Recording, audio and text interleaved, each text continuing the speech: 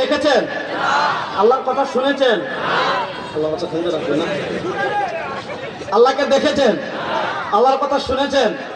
আল্লাহ আপনার পক্ষ থেকে জিবরাইল আসার কোনো সম্ভাবনা আছে?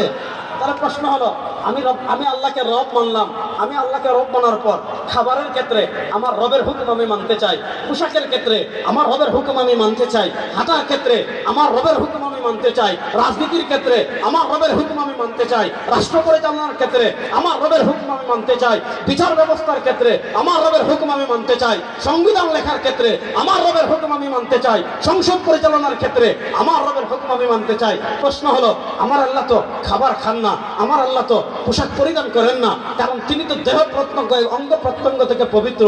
আমার আল্লাহ তো আমাদের মতো রাজনীতিও করেন না। তাহলে প্রশ্ন হলো, জীবনের সব ক্ষেত্রে আমি আল্লাহর আনুগত্য কেমনে করব? আপনি জীবনের সব ক্ষেত্রে আল্লাহর আনুগত্য কেমনে করবেন? আল্লাহর কোরআনকে জিজ্ঞাসা করেন। আল্লাহর কোরআন বলবে, মাইয়ুতির রাসূল ফাকাদ আতা আল্লাহ।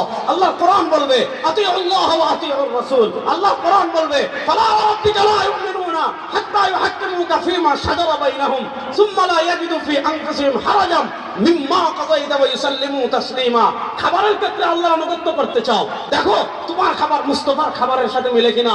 পোশাকের ক্ষেত্রে তুমি আল্লাহর আনুগত্য করতে চাও, দেখো তোমার পোশাক মুস্তাফার পোশাকের সাথে মিলে কিনা।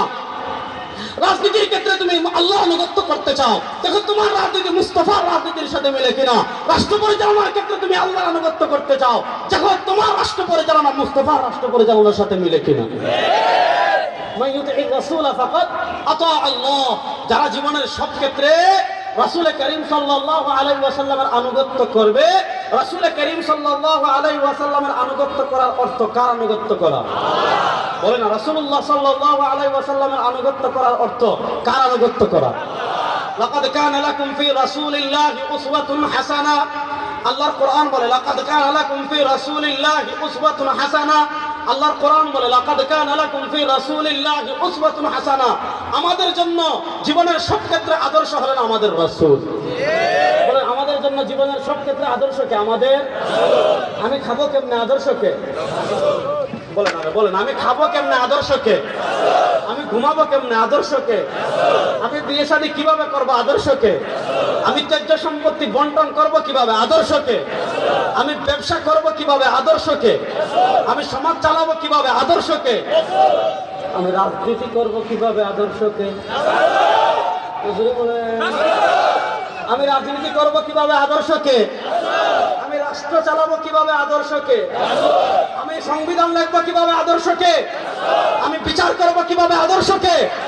জীবনের সব ক্ষেত্রে আমাদের জন্য আদর্শ কে? আজকে দেখেন পৃথিবীর বাস্তবতা আমি আপনাদেরকে বুঝাই।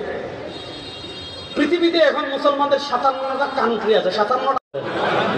এই 57টা কান্ট্রির ভিতর এমন রাষ্ট্র আছে যাদের অ্যাটম বোম আছে, পারমাণবিক অস্ত্র আছে। যেমন পাকিস্তানের পারমাণবিক অস্ত্র আছে। পৃথিবীর যত রাষ্ট্র আছে সব রাষ্ট্রই সামরিক দিক থেকে শক্তিশালী হতে চায়, ইল্লা বাংলাদেশ। আমরা বলি কি, আমাদের কি আছে? মোমবাতি আছে, ঠিক না? দেখবেন অন্য কোনো রাষ্ট্রে হামলা হলে মানুষ প্রস্তুতি নেয় তার দেশ রক্ষা করবে, আর আমাদের বাংলাদেশের যেগুলা খান্নাত আছে এগুলা মোটামুটি কিছু হইলে স্বাভাবিক মোমবাতি জ্বালায়। চেতনা আছে, একাত্তরের চেতনা, এটা বিক্রি করি। আর রবীন্দ্রনাথের আমার সোনার বাংলা একটা সঙ্গীত আছে, এটা শাহবাগে মোমবাতি জ্বালাইয়া বলি।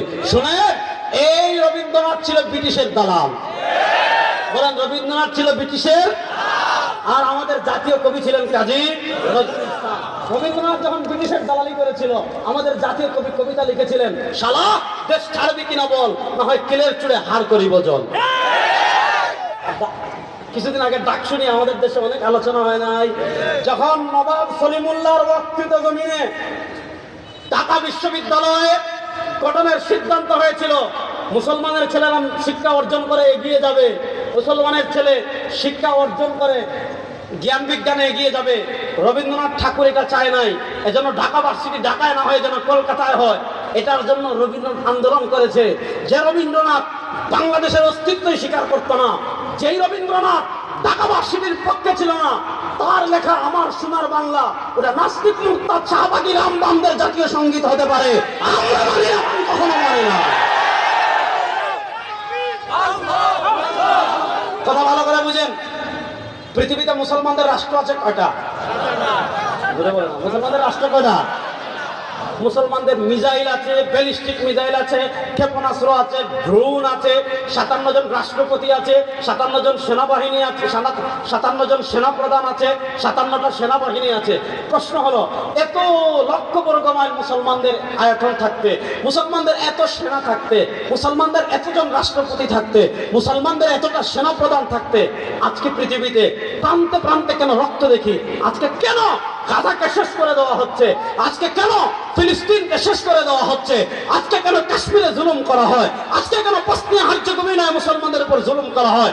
আজকে কেন ইয়েমেনে হামলা করা হয়? আজকে কেন সুদানে হামলা করা হয়? কেন আফগানিস্তানে হামলা করা হয়? কেন ইরাকে হামলা করা হয়? কেন আপনার কেন আপনার লিবিয়ায় হামলা করা হয়? কেন সিরিয়ায় হামলা করা হয়? কেন পবিত্র ভূমি আমাদের দখলে নয়? কারণ একটা, আমাদের রাষ্ট্র আছে ঠিক, আমাদের ক্ষমতা আছে ঠিক, আমাদের সেনাপ্রধান আছে ঠিক, কিন্তু আমাদের রাষ্ট্র ক্ষমতায় যারা বসে আছে সব ইহুদি খ্রিস্টানের পাঁচাটা খোলা, সব ইহুদি খ্রিস্টানের পাঁচাটা।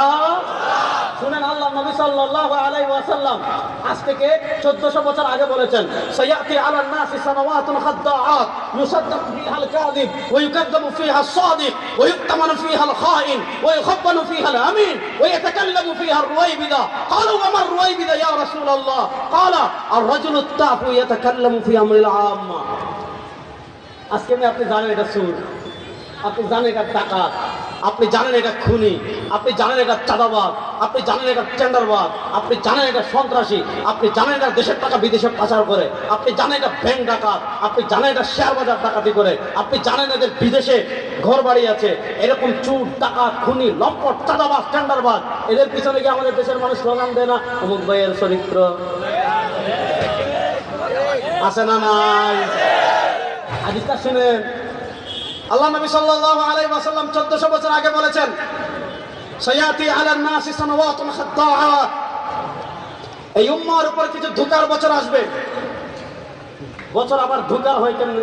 সিরিয়া বিজয় হয়েছে ইনশাআল্লাহ, আফ্রিকা ইসলামের পতাকা বিজয়ের দ্বার প্রান্তে, তুরস্কে ইসলামের পতাকা বিজয়ের দ্বার প্রান্তে, তুর্কিস্তানে ইসলামের বিজয়ের পতাকা দ্বার প্রান্তে। 2024 জুলাই আগস্টে আমরা ভারতের আধিপত্যবাদকে পরাজিত করতে পেরেছি। রব্বে কাবার কসম করে বলি, আর বেশি দিন বাকি না, ইনশাআল্লাহ বাংলাদেশে ইসলাম বিজয় হবে।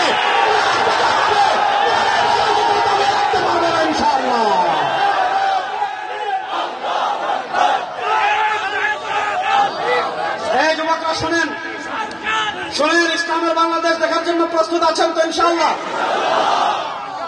কারা কারা দেখতে চান দেখি তো ইনশাআল্লাহ? কোরআনের বাংলাদেশ দেখার জন্য প্রস্তুত আছেন তো ইনশাআল্লাহ? একটা স্লোগান দেন, তন্ত্রমন্ত্রের দিন শেষ। জুড়ে বলেন না, আকাশ বাতাস প্রকম্পিত করে বলেন, দিন শেষ, ইসলামের বাংলাদেশ। নারায়ে তাকবীর। আগে আপনারা বলতেন, হুজুর আপনাদেরকে তো দিব, আগে আপনারা এখন।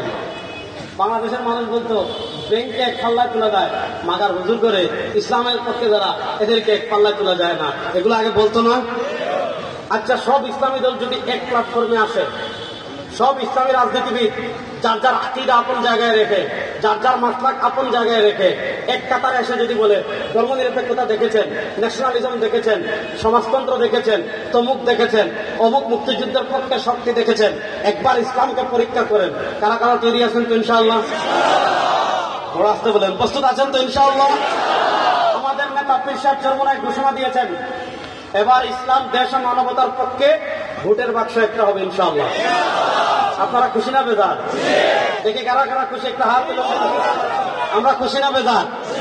ইনশাআল্লাহ আমাদের নেতা পীর সাহেব চরমোনাই এই সেনবাগ আরেকটা কি পাশের থানা কি সোনাইমুড়ি আংশিক, এই সেনবাগ এবং সোনাইমুড়ি আংশিক, এখানে ইসলামী আন্দোলনের পক্ষ থেকে আমাদের বড় ভাই ইসলামী শ্রমিক আন্দোলনের সভাপতি এবং অনেক পুরো খাওয়া রাজনীতিবিদ আমাদের খলিল ভাইকে এই যে শান্তির প্রতীক হাত পাখা, আমি সোহরাওয়ার্দী উদ্যানে বলেছিলাম, যদি গ্রামে দুর্গন্ধ হয় তাড়াতে বাতাস করা লাগে, কোথাও গন্ধ লাগলে তাড়াতে বাতাস করা লাগে।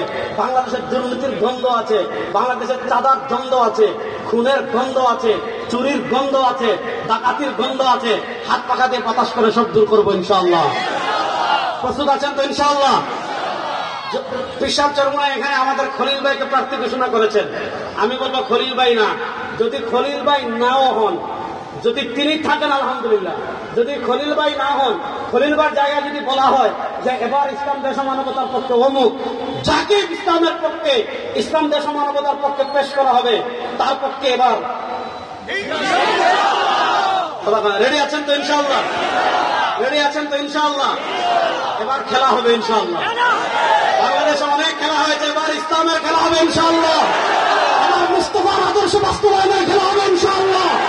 ইসলামের বিজয় বাংলাদেশে আর কেউ দবায় রাখতে পারে না, ইনশাআল্লাহ। আমার সেনজিকে বলবো, আমার তারুণ্যকে বলবো, ভারতের আধিপত্যবাদ মোকাবেলা করার জন্য, আমেরিকার আধিপত্যবাদ মোকাবেলা করার জন্য, ইসলামকে ধারণ করে ইসলামের আদর্শ বাস্তবায়ন করার জন্য বাংলাদেশে প্রস্তুত আছেন না নাই? আল্লাহ আমাদের সবাইকে ইসলামের পক্ষে কবুল করুন। আল্লাহ ইসলামের পক্ষে আন্দোলন সংগ্রাম করার তৌফিক আমাদের সবাইকে দান করুন। এখন আমাদের খলিল ভাই উনি সংক্ষিপ্ত বক্তব্য দিবেন, তারপর ইনশাআল্লাহ আজকের প্রধান অতিথি আমাদের শেখ হাসান জামিল হাফিজাহুল্লাহ তিনি বক্তব্য রাখবেন, বয়ান রাখবেন, তারপর দোয়ার মাধ্যমে আজকের আলোচনা শেষ হবে।